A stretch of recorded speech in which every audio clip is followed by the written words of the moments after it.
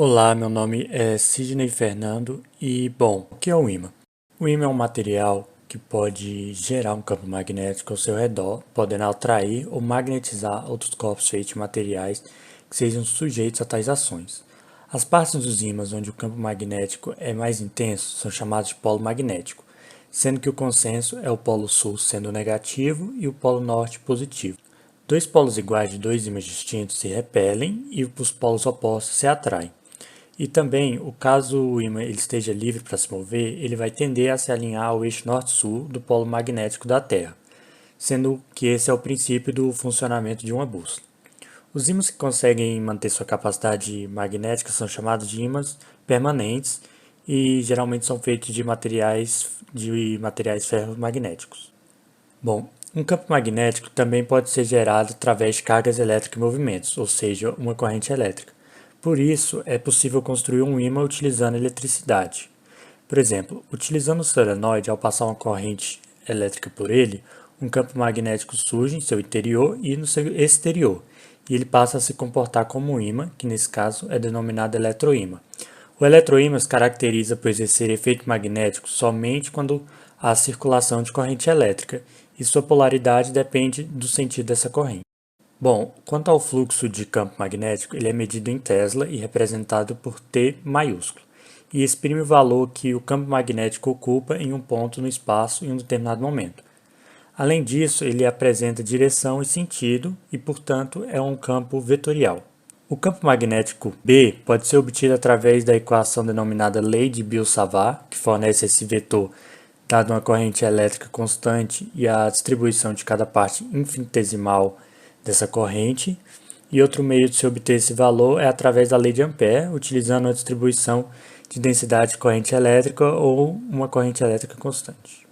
Bom, atualmente existem diversos aparelhos que medem o campo eletromagnético. E a maioria dos smartphones atualmente tem um sensor integrado que mede o campo magnético da Terra e funciona como uma bússola, apontando para o norte. Isso combinado a um receptor de GPS ajuda a determinar onde o usuário está no mapa e em que direção está virando. Nessa apresentação, esse sensor vai ser utilizado a fim de medir o campo magnético de um ímã e também de um eletroímã. O objetivo dessa apresentação é, utilizando um aplicativo para smartphone, MagnetMeter, obter o vetor campo magnético para um ímã e um eletroímã a diferentes distâncias e, assim, formar um gráfico que relacione essas duas grandezas. Metodologia. Ímã. Os materiais utilizados foram uma régua, um ímã de alto-falante, um celular que possui sensor para o campo eletromagnético e o aplicativo MagnetMeter.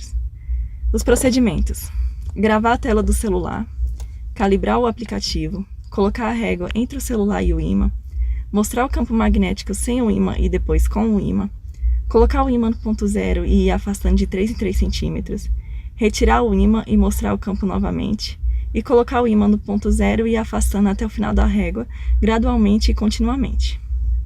Eletroímã. Os materiais utilizados foram régua, parafuso, fio de cobre, duas pilhas de 1,5 volts, celular que possui sensor para o campo eletromagnético e o aplicativo MagnetMeter. Os procedimentos foram enrolar o fio de cobre no parafuso, fazer um senoide, unir as pilhas em série, resultando em uma tensão de 3 volts, ligar cada ponta do fio em um polo da pilha, atrair os objetos metálicos, gravar a tela do celular, calibrar o aplicativo, colocar a régua entre o celular e o ímã, mostrar o campo magnético sem o eletroímã e depois com o eletroímã, colocar o eletroímã no ponto zero e ir movendo de 3 em 3 centímetros e inverter a polaridade das correntes e observar o sentido do campo magnético indicado na tela do celular.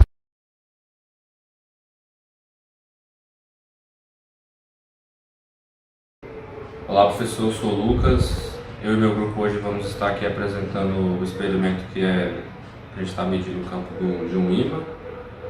E primeiramente esse aqui é um ímã de alto-falante e a gente vai estar fazendo aqui o experimento medindo o campo em diferentes distâncias.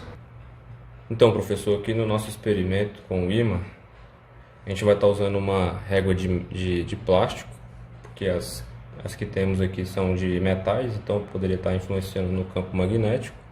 E a gente vai estar usando um aplicativo aqui para a gente estar fazendo essas medições. Eu resetei ele para não estar pegando nenhum campo aqui do ambiente. Então, assim que eu coloco o ímã perto, perceba que ele já vai estar detectando esse campo magnético. Então, aqui na posição 0 centímetros, a gente vai estar tendo um campo de 811 microteslas. Vamos estar afastando aqui de 3 em 3 centímetros. Então, na posição 3 centímetros, a gente vai estar tendo 757. Na posição 6, vamos estar tendo 548. Na posição 9 aqui, 311. Na posição 12, 182. Na posição 15, 121. Na posição 18, 82,5. Na posição 21, 55. Na posição 24 aí, 38,6, 7 aí, tá variando. Então, assim que eu tiro o ímã de perto, perceba também que ele já vai estar próximo de 0 aí microteslas, né? Então, quando eu coloco ele novamente aqui, ele já vai estar dando aqueles 800 e tanto que estava dando no começo, né? Então, a partir do momento que eu vou afastando, o nosso campo vai estar diminuindo também.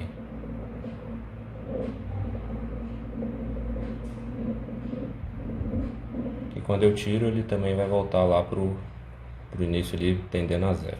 Então, esse foi o nosso experimento com um ímã e medindo o campo magnético. Obrigado. Bom, para a confecção desse eletroímã foi utilizado fio de cobre e um parafuso e duas pilhas de 1,5 V cada uma. Então, o fio de cobre foi enrolado no parafuso a fim de obter um solenoide.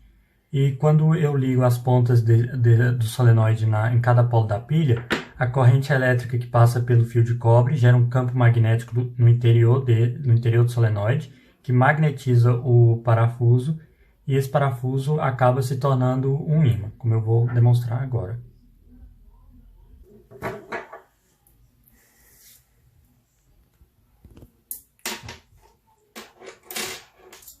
Bom, como é possível ver, quando eu ligo cada ponta do solenoide em um fio, o parafuso se torna um ímã, aqui atraindo os objetos de metal. Quando eu tiro a corrente, esse ímã, o parafuso, não é mais um ímã. Bom, e aqui nós vamos utilizar um aplicativo de smartphone, o Magnet Matter, para medir o campo magnético exercido pelo eletroímã. Aqui está praticamente 0, porque não tem nada magnético perto. E vamos agora aproximar o ímã do sensor do celular, que fica mais ou menos aqui.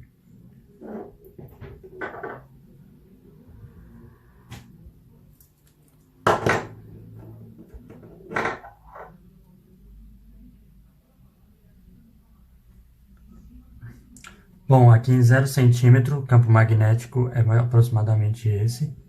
Em 3, esse. 6 vai para 70 aproximadamente. Em 9 para 50. 12, 15, 18, 21 e 24. Bom, outro fato interessante sobre o eletroímã é a questão da sua polaridade, que muda quando a corrente é alterada de sentido. Ligando nesse sentido aqui, quando eu aproximo aqui do 1, a corrente, o campo magnético está nesse sentido. E quando eu inverto a corrente, o campo magnético está orientado para o outro sentido.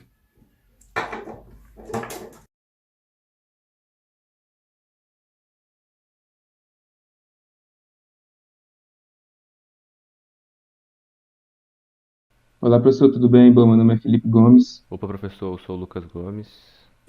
Oi, eu sou o Sidney Fernando. E eu sou a Rebeca Mamed.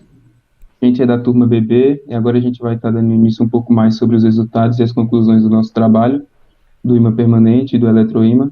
Bom, para construirmos os gráficos através dos dados obtidos, ao invés de utilizarmos as interpolações clássicas, como a de Van der Molen, a de Neel ou a de Lagrange, usamos a spline cúbica, através do software Scilab.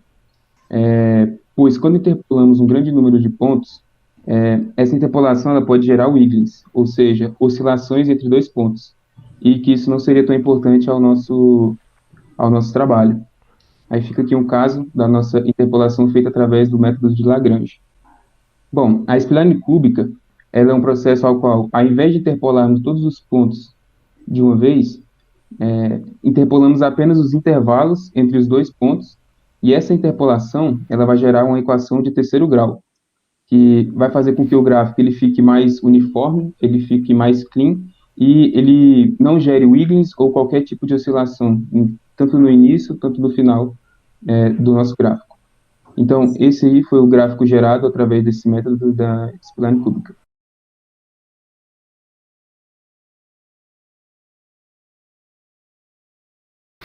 Já a respeito do nosso ímã, a gente utilizou um ímã de alto-falante, que ele é feito de ferrite, que é um composto poroso de óxido de ferro em pó, bário e de estrôncio. Aí esse ímã ele é bem mais fraco que os ímãs de neodímio, que são conhecidos como superímãs, né? Mas mesmo assim a gente conseguiu obter valores maiores que o do eletroímã. Bom, quanto ao eletroímã, suas aplicações elas são diversas. Ele pode ser usado em muitos dispositivos elétricos, como motores, HD e em alto-falantes, sendo que no alto-falante há um ímã permanente e também um eletroímã. A corrente elétrica faz o eletroímã ligar e desligar em determinada frequência, e essa etapa faz o que vibra o cone do alto-falante, e o cone do alto-falante vibra o ar, e assim o som é gerado. Na experiência, também foi perceptível o aumento de temperatura tanto no fio quanto nas pilhas ligadas em série. E o motivo desse aumento é devido ao circuito estar em curto-circuito.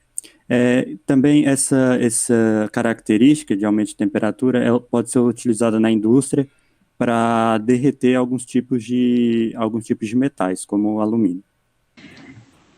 Quando observamos os resultados do gráfico, tanto do ímã permanente quanto do eletroímã, a gente notou que o gráfico decresce rapidamente, o que é esperado, já que pela lei do Biot-Savart, o módulo do campo magnético decai com o quadrado da distância.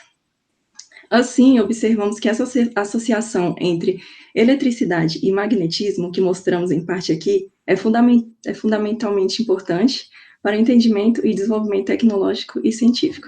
Bom, professor, é isso. Espero que tenha ficado tudo claro, que todas as suas dúvidas foram sanadas. E é isso. Muito obrigado. Muito obrigado. Obrigado, professor. Até o próximo experimento.